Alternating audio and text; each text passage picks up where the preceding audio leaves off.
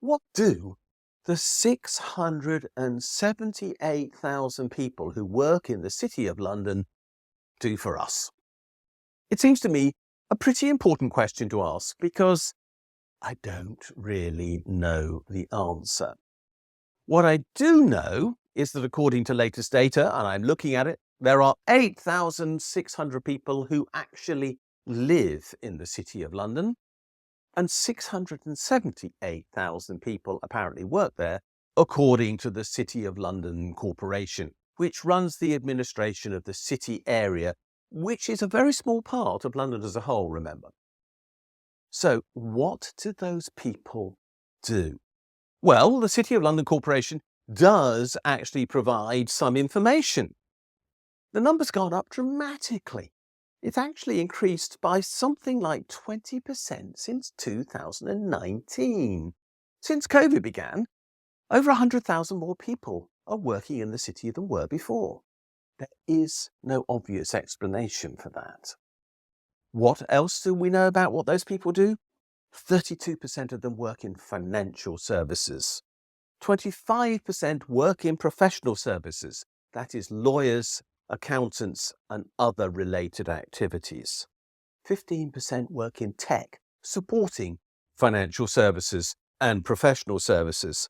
12% are in support business services, running the properties, all the ancillary facilities that those people like, and 15% are others, baristas in coffee shops and everything else that a large city requires to keep going.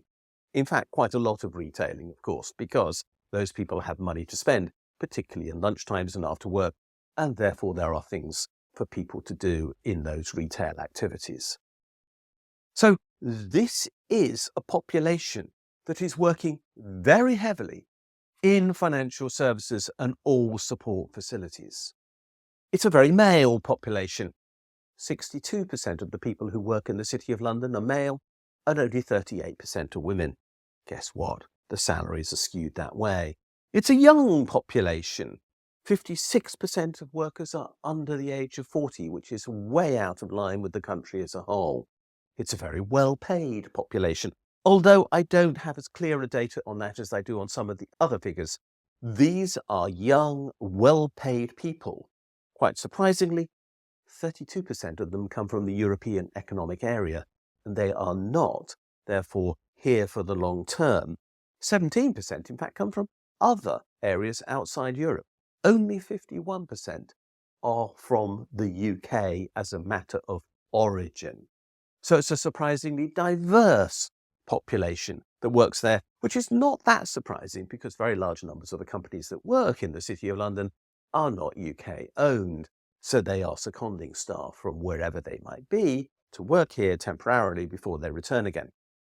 But what we end up with is a view of a place that is completely abnormal. But that doesn't explain what they all do. According to the data, roughly, and again I'm going to look at some different information, 1 in every 5 financial services jobs in the UK is in that tiny area around the Bank of England. 4 in 5 are outside, and that's not too surprising. They are, if you could still find one, routine day-to-day bankers. They are accountants. They are lawyers who will do wills and conveyancing and everything like that, which is still very often considered to be financial services, by the way. So this is the oddity about the city. It does something different from financial services outside the city. And that something different is that it manages vast amounts of money. The amounts of money in question are staggering. They include pension funds. So, for example, the biggest pension fund manager in the UK is BlackRock Investment Management, based in the City of London. It has £92 billion under its management. And there are plenty of other funds of the same size. The next biggest is one that is more familiar by name to many people, Legal & General.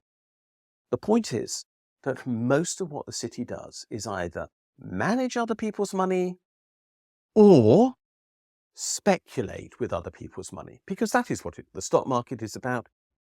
That is what the future exchanges, which trade in all sorts of commodities, everything from copper to wheat to orange juice, if you so wish. That's what they do.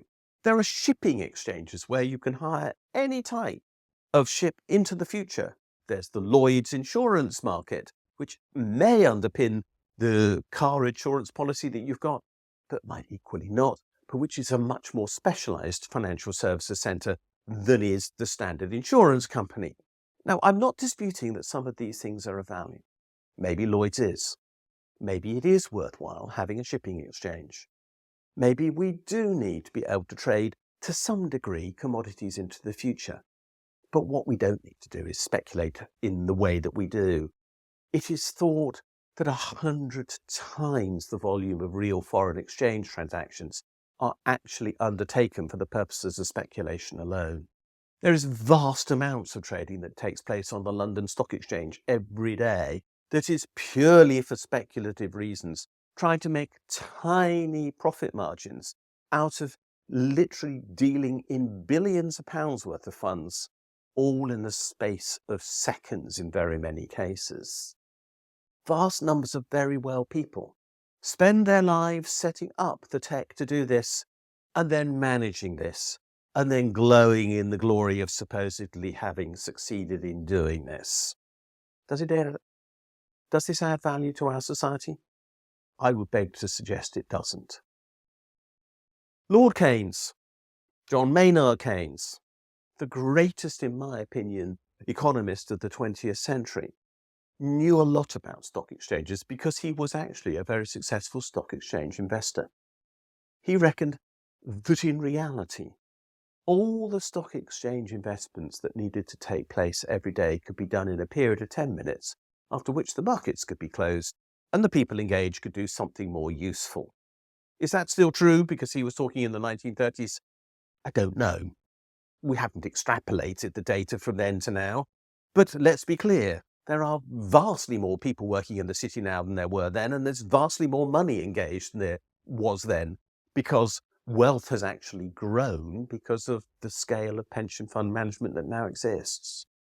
But I suspect that in principle he was right, and he still would be right, because if we actually limited the activities of the city so that only those transactions that took place were those that were for the real benefit of society and not purely for extracting rewards out of the money that had been entrusted to the care of the city itself, then we would need very many fewer people in that city and very much less capacity within it to undertake trades that are wholly unnecessary.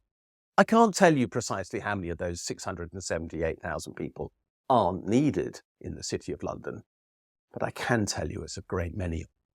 And I can tell you that they're very well paid.